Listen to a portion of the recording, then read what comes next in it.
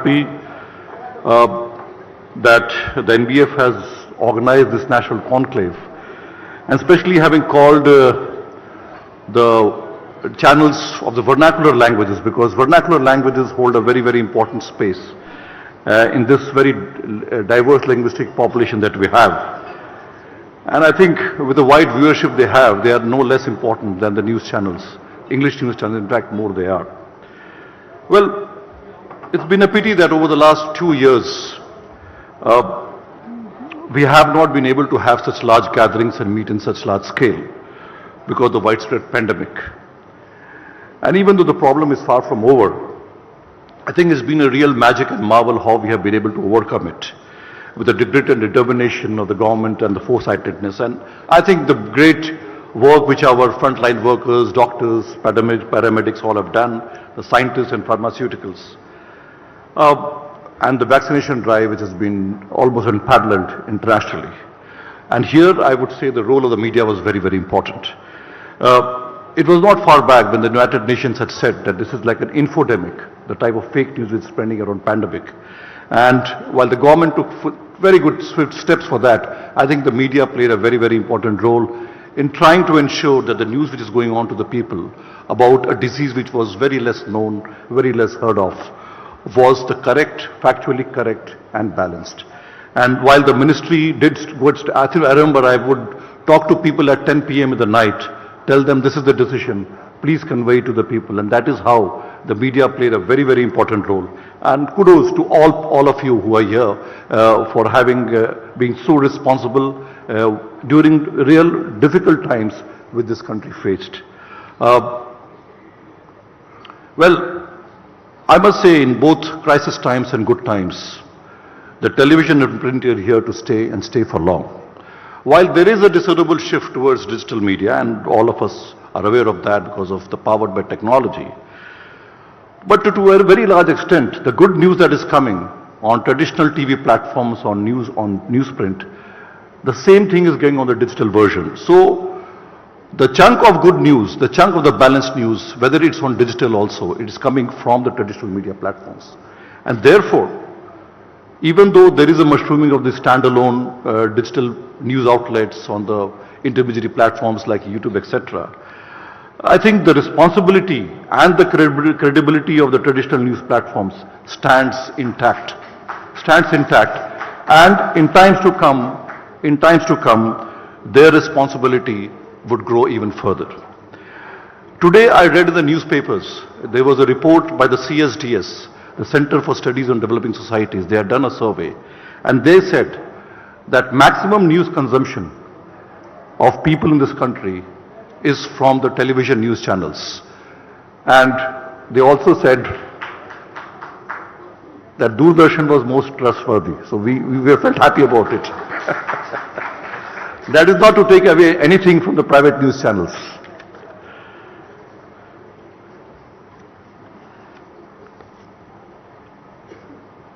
The issue of these mushrooming of news outlets, digital news platforms, and whether it is causing any threat to the traditional news platforms. The last few years we also saw a lot of journalists who are working in these news platforms, in the traditional news platforms, fanning out and starting their own news portals. And I think if somebody with years of experience of good journalism, if he goes into a digital platform, he will be as good as he was on a traditional news platform. A good journalist is a good journalist irrespective of the platform on which he is. So I think the challenge is to continue with the good content irrespective of the platform where you are. Well, we in the ministry have always tried to do this balancing act between what we have, the constitutional rights of freedom of speech and expression, and the type of reasonable restrictions in the form of self-discipline, which we always talk about self-discipline, through various code of ethics, whether it is on print or television or digital. And this balancing act has led to a situation where we developed this three-tier regulatory mechanism. And I must compliment the NBF. NBF was among the first to reach out to the Government of India, to the ministry, and say, yes, we want to register ourselves both for the three-tier mechanism of television and the three-tier mechanism of digital media, And that reaching out by NBF said two things. Number one, not only to the government but to the citizens of the country, that we believe in law, we uphold the law, we respect the law, and we value the citizens' views. That is the message which NBF gave, and we are thankful to them for having done that. Well, a few things which we have done, I won't really spend too much time on that. The fact check unit which has been there in the Press Information Bureau. One new thing which we have brought, and I think I must talk about it, is there is a research unit which we have developed. Research unit which is manned by young professionals. They are people who have degrees in journalism, they have experience of journalism, and they have hand out together as a team, and we are trying to develop some authentic documents on various aspects of how government functions on various sectors, socio-economic, health sectors, and these documents are then placed for the media to take advantage of. And I must say that a large number of stories which media is carrying is fanning out of these documents which this PIB research unit is doing. About 400 more documents have been prepared, so I will urge upon you, all of you, just go through that PIB website, see these documents. These documents could be quite useful in preparing authentic and balanced information and reaching out to the people of this country. Well, we all know that for you, for any industry, commercial considerations are important. You're there for business. But while it is possible to say that, well, that can be the only consideration as far as certain entities are concerned, you stand out as a different profession. Because what you are producing and what people are consuming has externalities. It is not enough to say that we have a news, but that whatever you are speaking over TV debates, over news, whatever you are telling about to the people, that shapes minds, that influences people, that shapes career. So there is a large externality, and therefore the very, very important aspect of responsible journalism, I think I don't have to talk about it, all of you are quite aware of it. And all I can say is that we had to take some very decisive steps. It was a matter of real shame. Over the last few months, you might have heard or you might have read in the newspapers and television channels. It was a matter of shame, and we were constrained to block a few news channels. That was something which we had to do as a drastic step to ensure that news which is palpably anti-national, fake and frivolous needs to be blocked, needs to be curbed. And more shameful was an observation that these channels had large viewership. So in a way, the good content was being driven out by bad content. That is the real challenge. How do we ensure that the good content gets a good viewership, a large viewership? And there's a behavioral change which is required. Why should people watch bad content over good content? Why should people watch fake content over genuine content? So there is a behavioral change pattern required, but at the same time, as long as the good content is there, TV will continue and TV will prosper. Thank you so much once again for having invited me. Thank you. We request you, Mr. Sai, to please take your seat on the stage. You're part, of course, of the next special panel discussion. We are going to be looking now at the future of news, the TV and digital future. Yes, everyone is talking about the digital medium. Is that really the future of news? We will be talking more about that in the next panel, Krishna. That's right, and for that fascinating panel, let me call upon the people who are going to be on stage. Apart from Mr. Vikram Sahai, I'm going to invite Mr. Manoj Gairola of News Nation to please come on stage. Ms. Litisha Panda, Business Development Officer of OTV, to please come on stage. And we are also inviting Mr. Uday Reddy, the founder and CEO of Yup TV, which is one of the world's largest internet-based TV service and on-demand service provider for South Asian content, offering content in 14 languages. That's Yup TV and Uday Reddy. And I'm also inviting Mr. Rajat Wahi, Senior Director, Partner, Management Consulting at Deloitte. He has over 25 years of experience in CPG and consulting and has worked with global firms at senior management positions. Wonderful having him over here. Now the floor is all yours, leaving it up to the moderators of this session, Mr. Manoj Gairola and Ms. Litisha Panda, to take it from here on. Thank you.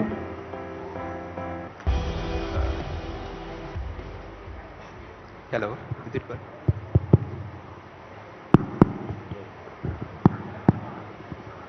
Yeah, good morning to all of you and welcome to this session of NBF Conclave. Our topic is TV plus digital future. It is going to be a very interesting session as all of us know that TV is declining in its present form. It is losing subscribers and digital news consumption is increasing. When I say digital news consumption, it means news consumption through mobile phones, computers and connected TV. It can be through OTT, it can be through apps, Google, Facebook or any other social media platform. For TV broadcasters, the biggest challenge is how to generate revenue in digital space. For a media company, there are generally two sources of revenue. One is through subscription and one is through ad. Everyone loves subscription revenue. But it is very difficult to ask your subscribers to pay for news, especially in this space. CNN learned it the hard way. The company launched CNN Plus, a live streaming app. It invested close to $300 million. And this app was closed down. It was shut within a month of its launch. And in India also, I think one or two media companies have launched similar kind of app. And these apps are not doing well. Then another comes ad revenue. The biggest problem in digital space is that for ad revenue, we have to depend on big tech firms. It is mainly Google, Facebook or other platforms. Because it is these big tech firms who carry our content to our subscribers. And we have to continuously struggle with their,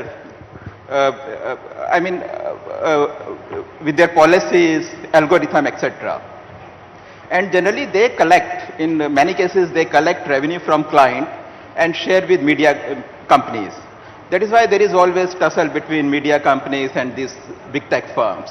So these are the challenges for TV broadcasters. And I would like to start with Mr. Wahi. So Mr. Wahi, what do you think is the way forward for TV broadcasters? So thank you anyway for having me on this interesting panel. So I think your points you made are very, very valid. Clearly we are moving to a digital age, a lot of digital advertising. I was reading some data in terms of the growth that the digital media has seen depending upon what report you read, between whether it's today if you look at the total advertising revenue, digital is accounting for between 33 to 45%, growing between 20 and 30% again depending upon the reports you need. So it is clearly here to stay. And I think that my sense is that as the as the consumers take on media and they absorb their consumption through mobile phones, mobile phone usage is going up in India. It's 4.5 or almost 5 hours a day today that consumers are spending on their mobile phones. So I think all of these trends mean that the advertising, that the news media also needs to adapt in terms of about the content, right? Because the digital is here to stay. It's not going to decrease, it's only going to increase. Today it's 45%, maybe it'll become 50%. But it's, in my view, it's not to say that it is at some point going to completely take over from the TV to advertising, because it's like, I give the example of retail in India. Today there's a lot of noise about e-commerce becoming a large player, but after everything we look at it, almost 95% of Indian retail is still brick and mortar retail, and e-commerce only accounts for 5% of total. Even in developed markets today, in markets like the US, e-commerce accounts for only 25% of total retail, 75% is still brick and mortar retail. So I think similarly, there is going to be there is a current tussle. But at the end of the day, it's going to be about content. It's about how you reach your consumers. How do you make it easily accessible to them? Whether it's short news, relevant news, integrity, honesty, all of that stuff. So I think it's about going to be how do you adapt your content based on the way they will consume. And you know that 5G is going to transform that even more, faster, quicker. So from that perspective, I think I think that's the way I see it. But the basic question. But the basic question is how to make money. So Uday, can you enlighten us on this thing? Hello. So before answering, I would like to give a perspective on technology itself. So the technology when started, it was a broadcast, one to many, right? That's where cable and satellite has come. And today TV is digital actually. And if you see today, I will look at Amazon, I think post Diwali you may be seeing 50 million smart TVs. So it's all digital. So what is going to be different is the digital gives accurate metrics for advertisers. You know, every 10 second your heartbeat comes, who is watching, what content is watched. So it's unlike BARC or TRP. I mean, the digital side for advertisers, there's a lot of accurate metrics available for the monetization purposes. And you have seen what mobile has done to landline in India and what mobile data has done, disruption. And if you go back, I come from telecom background and then went to media, but what Symbian OS and Nokia used to have 70% market share. So I see that going forward, there will be a lot of disruption in the news industry. It's going to be digital, it's going to be hyper-local. So I come from Telangana, it's Karimnagar district, Huzurabad. So the younger generation, the millennials, are watching extremely hyper-local news. They don't care about what's happening. The amount of time they spend on hyper-local is high. So today, what technology brings is the cloud playouts for the news channels, gives the ability for the broadcasters to go hyper-local. See, today any national news broadcasters can immediately launch a district-level news channel. So that is the future, and that also will give advertisers accurate metrics for them to monetize. I think that's the future. And if you see 500 million smartphones with more than coming to around 50 million TV households, it's already people are watching digital, and I think that's my view. And we are already seeing in the US, the CPMs, for example, in a connected TVs are $20 CPM. So that will happen in India also, I think. That is the question I wanted to ask you. What is your take, Litisha, on it? I would like to continue, as rightly you pointed that, yes, as a consumer, I only know streaming services, digital platforms, right? But as a second generation media entrepreneur, I'm worried. Because when you say advertising, I can't survive on only digital advertising revenue, not in India, not at the moment. And in fact, as a regional advertiser, I definitely cannot survive on digital advertising revenue. So, especially I think this conversation I was having just before our discussion, that it's become like a caste system. English is at the top of the CPM rate, then there is Hindi, then there comes other regional languages. In fact, this is for everybody's information, Odia just got monetized on the big tech platforms. So imagine we being a 25-year-old company, being first and a pioneer in every stage, in digital, in television, everything, and yet still struggling for the CPM rate because you're either being treated as second-class citizens or I don't know. So how to bridge that gap in digital advertising? Because technically in India, I don't think anybody can survive on only digital advertising revenue. So I would like to know how do we survive is, my question would be that, to learn from you. I think that's today's view. So we have seen how connected TV advertising in the US, now it's like $25, $30. And the fast networks have come, free ad supported television. So I think once the advertisers get to have a good number in terms of the reach, and you're able to give the exact metrics in terms of the location, the age group, which device. I think that kind of, that's going to be the future. Right now you're seeing today's point of view, but that's what happened in the US few years back. Connected TV, there is no fast networks, but now it's US is doing great, UK is doing great, Europe is going. I think India will just follow. I think it's a question of time. But what about outlets, the different news distribution outlets, right, who take the charge of giving advertisement to us? there is no transparency in that. There is no transparency in terms of if we are giving you our content to display on your platforms, where is my revenue? Where is my share of revenue? And how do I know which ad you're playing on my content? So that you can give me royalty at least, for the least. And advertising revenue share is as it goes. But it's just so unclear at the moment that even if we have to make this change, there needs to be hope. I'm sure that, of course, there is hope by looking at different countries. But at the moment, we're moving at a lightning speed. And at this lightning speed, don't you think there has to be some regulation in terms of revenues and monetization, especially advertisement generation when, happens on my content on different platforms? So where is that transparency and how can we get that transparency being a tech platform and, sir, from the government's perspective? Yeah, actually this question should be pointed to Vikram Thai-ji. Actually, yeah, you see that there is a tussle between media firms and these big tech firms. And in many countries, governments have intervened and they made policy. So what is the status in our country? I mean, we are in the process of making a policy. So when it is going to happen and what is the, Yeah, thank you so much. I think I like this young blood speaking so well, so frankly. I think that's the angst of the generation. I mean, they would not like any type of discrimination. I mean, whatever might have happened in the past, but it is an egalitarian society and everybody has a right to have its voice.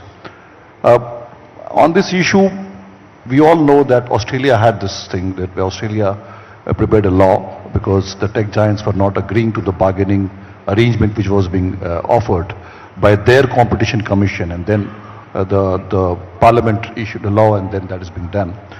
Here also, as I understand, and I think all of you would be aware, the matter is before the Competition Commission of India. So but let us await that. Today there was some article. Yesterday there was a decision of the Competition Commission related to Google, but that was on a different thing altogether. That was on anti-monopoly.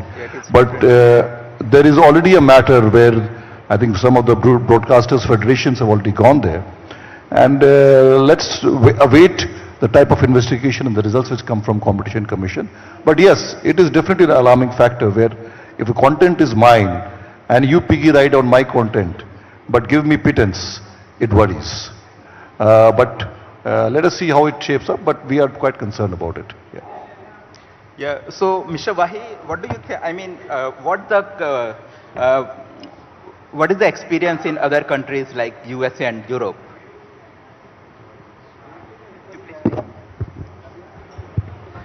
So I think most countries are struggling with this. France is also, I mean, in addition to Australia, has also now forcing the tech platforms to share a larger chunk of the revenues, building more transparency on that. I think it's a bit of a chicken and egg, because what's also happening is that we are going to see stringent privacy laws coming. So while a lot of tracking will happen in terms of who you are, what you're watching, but the privacy laws will also create more firewalls, which will also make it more difficult to do targeted marketing, etc. down the line. Because a year ago we were talking about a much bigger spread in terms of being able to access every consumer, who they are, what they buy. But a lot of the privacy laws will stop that. But I think the key conversation today is that more and more there has to be a transparency in terms of being, what is being spent on any platform, any media. And the same is happening on news today.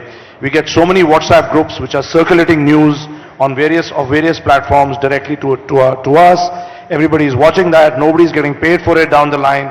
So some level of regulatory mechanism, and again, it's always a very tricky, it's a very slippery slope. How much do you want to regulate this? Because social media today is what's going to drive it. If I look at social commerce, expected to reach $25 trillion in the next 5 years. Today it's only roughly about $4.5–5 trillion globally. So this is going to become more and more Insta, WhatsApp, advertising, spread of news, etc. on these platforms. And I think we need to be able to, and I think most governments are maybe 2 or 3 steps behind, because tech is definitely ahead of the curve. So how do you catch up? How do you learn from other countries like France, Australia, quickly bring in some of these regulations to enable better sharing of revenues, not to control what's being spent, but to enable better sharing of revenues is the way I think the whole world is moving ahead. So Uday, do you think that subscribers will be willing to pay for news? Because for entertainment, generally subscribers pay, whether it is Netflix, Amazon Prime, etc. But in the case of news, what is your opinion? Or what should be the news content that subscribers are willing to pay? So I think it depends on the content. Like the way TV9 is started, the premiumness of the content depends on that, the subscription.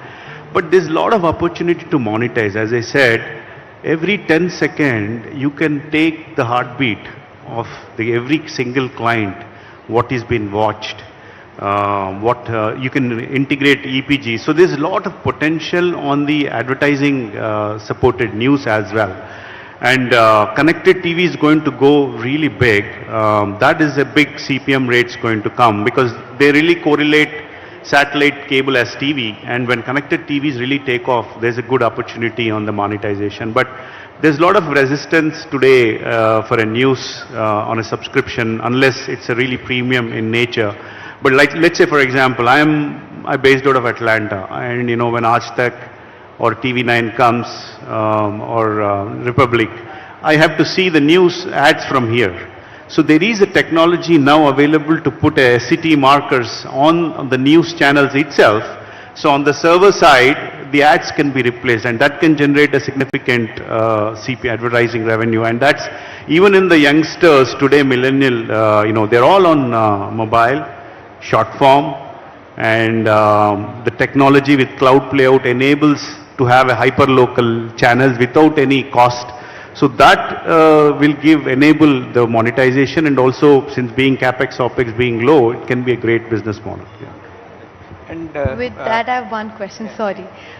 My another question would be, what about the piracy that happens, outside India? Inside India, okay, we're able to regulate it, we're able to put the, piracy agencies, etc. But what happens outside India, like the NRIs and the NROs? So We are the main, we are going through this. Actually, I met Minister also recently. It's really, really pathetic right now. Almost 90% of the international market is pirated. And we are the most affected because we are the only platform out there. yes. People are downlinking channels, different parts, and they're uplinking. They would take content from all the OTT and they curate it and they're selling as a back boxes. So we have done a lot of extensive work. They've identified 5 main players. We're going after them, but it's a really, really big challenge. And I've been trying to convince all the broadcasters to go at least ad supported instead of getting or a low cost, to get to reach the diaspora audience. So I have one question for you.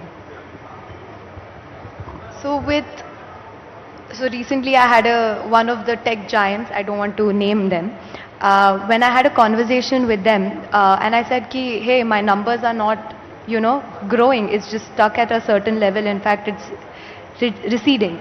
So they said, oh, our algorithm has changed and we are now ranking only non-news content, not the news content.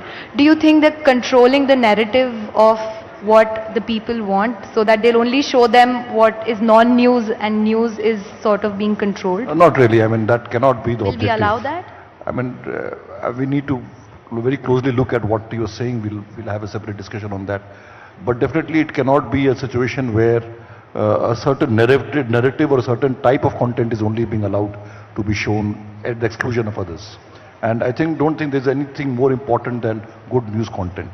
Entertainment can be there, entertainment can wait, but a good news content cannot. So definitely we'll look at that particular thing, but yeah. I have one question for you, sir. Sorry, I've taken the thing.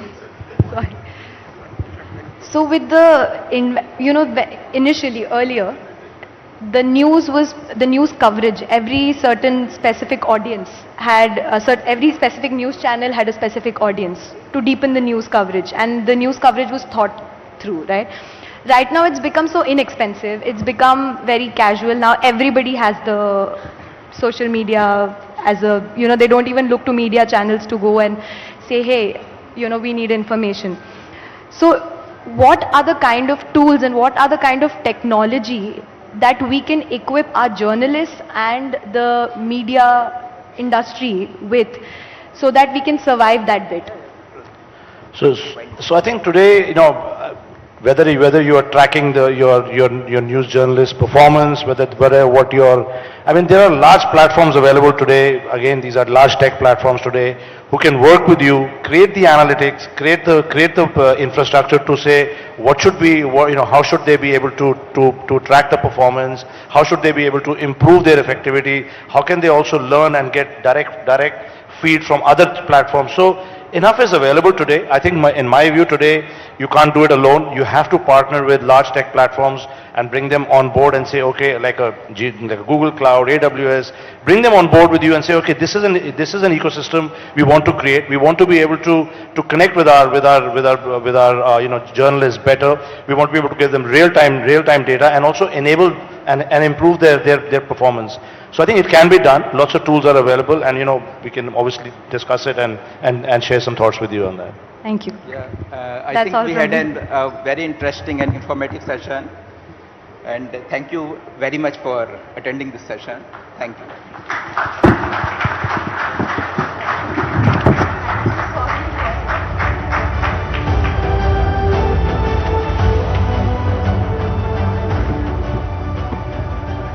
Thank you all for that very enlightening session. And as we move further, joining us next is Rajya Sabha MP from Punjab, Mr. Raghav Chadha. As we also thank all of you for